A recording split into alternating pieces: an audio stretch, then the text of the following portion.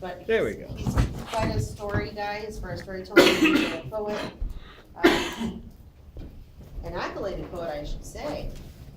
And he is also with Safer Arizona. And I don't know who else you're with. You're with Michael Weisser. Thank you for being here. NORML. Today. That's right. So I was here 2 months ago and gave you guys an update at that point. So unfortunately, in the Phoenix area, there's 2 different cannabis activism groups, and they have been meeting on the same time. So last month I was at the other one. So we've had some really good progress. I'd like to give you a wrap up on the bills right now, because to be straightforward about it, marijuana bills in the State House are pretty much at a standstill right now. Last Monday, as Cynthia pointed out on the 17th, we were at the state capitol testifying in a Senate hearing on the bill that got the farthest. And so here's how that presentation goes.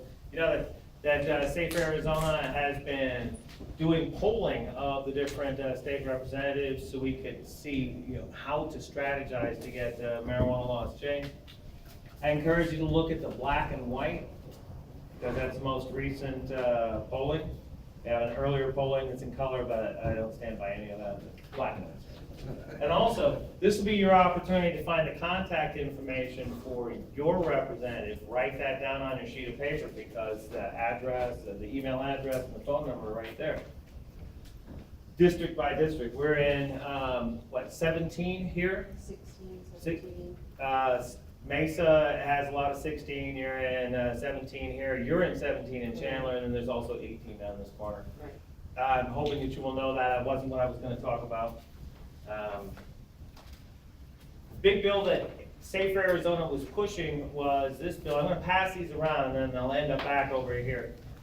This is SB 1122. It started with Safer Arizona. Dennis had written this actually back in 2010 as a citizens initiative that we folded under to go with supporting the Prop 203 movement. So once he had somebody, myself, who was willing to go to the State House on a regular basis, he handed me that bill to see if I could get it sold. We talked to representatives for about 6 months. We found Mark Cardenas. He's one of the 13 sponsors on there. Right underneath the name HB 2474, you'll see all the people who sponsored the bill. It's about 14, took a big chance on it, and they're all wearing the donkey hat. Just saying. All right. On the opposite side of the coin, my own state senator, Dr. Kelly Ward, introduced this bill, which was supposed to be about hemp. It would have been great if it was about hemp. I'm going to pass this around. The original version of the bill was a rewrite of existing state statute on what constitutes an illicit drug. So anything that's defined as an illicit drug is in this section, and then they made a distinction about hemp. In doing so, they reaffirmed the definition that cannabis is narcotic and needs to be prohibited, and is any preparation of raw plant. So this chapstick was a narcotic. Obviously, we felt the need to fight against that bill. That was the wrong approach. And so we wrote a proposed amendment that we shipped to them, got it in the hands of the entire Judiciary Committee within a day. The next day, they withdrew their bill and introduced a different version of it, which I also have here. See all the props. Kind of folder of props. Unfortunately, this different version, well, first I want to tell you the good things about it. The good things about it is it created an entire regulatory structure for industrial hemp, a way to certify it, a way to have farms that weren't going to be raided on a regular basis by law enforcement of any different jurisdiction. And that part was good.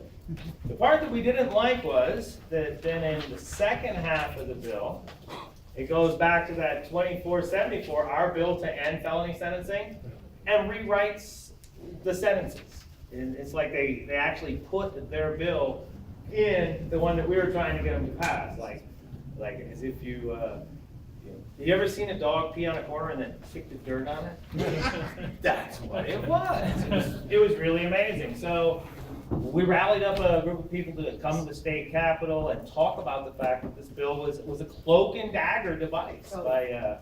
Totally, yeah. And so you can see the section that reaffirms the felonies, and it's kind of funny when you get to this part of the today's presentation. Look at page 3, and look at the word marijuana and felony and how they just go right down the page, so you have no doubt. Bad boy, marijuana, no, felony for you, yes. That was their message.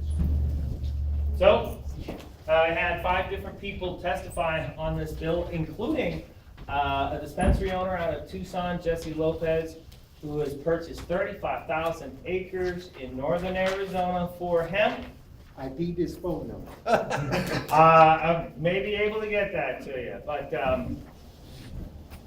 all of us spoke up in the idea of how we like the idea of industrial hemp, but opposed a bill that was going to eliminate concentrates and resins, because this bill is in direct conflict with the AMMA, the Arizona's Medical Marijuana Act, which gives protection for patients to use concentrates and resins, to make their own preparations. That's clearly in Prop 203, and this bill was designed to actually reaffirm it. And if you look at who brought it forward, it's Kimberly Yee, the lady who also brought you the ability for law enforcement jurisdictions to seize marijuana and to keep it and dispose of it through the clearinghouse, which meant that it then was sailed to dispensaries. Isn't that ironic when the law enforcement become the drug dealers? Amazing how that works. So, as soon as we saw her name on this bill, that's why we started combing through it to see if there was something, treacherous about it. Luckily, it wasn't the ACA in 1,800 pages. It's only a few pages, and we found the problems pretty quickly.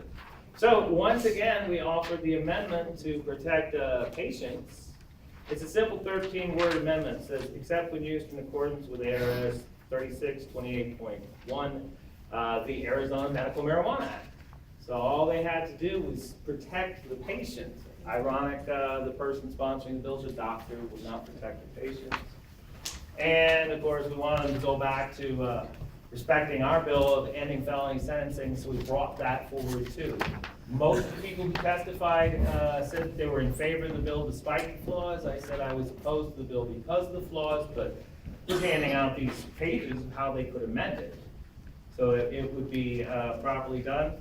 I have the actual Senate minutes from how it went down. The vote went against industrial hemp. One of the ironic things is when the chairman, Rick Murphy, brought the bill forward to the vote, he noted, because of our testimony, that there was going to have to be some fixes on the bill. Yes, we did. And so when Kimberly Yee got the chance to vote on it, she didn't want her bill fixed. Her own bill. Her own bill, so she voted against her own bill. Wow. Yeah, that was pretty cool. Right. And after it was over, the leading Democrat on the committee, Steve Gallardo, who's the head of the minority caucus in the Senate, came over, knelt down beside me and explained that we had done the right thing to bring the attention to this, and it's a good thing we didn't let them get away with it. He jumped down. Yeah, it was from the kind of podium, exciting. Came over and leaned over me and went to like pat Michael, and then he goes, Cynthia, oh, hi, so good to see you. I said, you've never met me before. I said, well, you just know my name. He said, oh yeah, that's great. Oh. And he was so happy we were there. That's why I can't endorse enough. Please attend when you can. Now, 2 other bills that were of note, 2558 was Ruben Gallego's bill with a complete regulatory package. It did not get assigned to committee, so it's going to be dead for this cycle. Also of interest is this bill 2333, which NORML put out a notice on trying to promote. The purpose of this bill, and that's the whole bill, so it's nice and short. So I actually called Representative Orr's office today. Yeah. And what it started out as from an educator, from a research perspective, Mhm. is changed to taking some of the medical marijuana money Right. and putting it towards education programs so that they can teach people 24 years and younger the bad things about marijuana. Right, now, here's something to keep in mind. As awful as this bill is, I mean, basically, it sounds good. Oh, good, medical research, but it's the same kind of Trojan horse bill that the industrial hemp bill was. Yes. The problem is, medical research, this bill can only be passed since requires a rewrite of the Arizona Medical Marijuana Act, which was a citizens initiative. It takes 3/4 of the House and the Senate and the governor all to agree to that. So that's not gonna happen.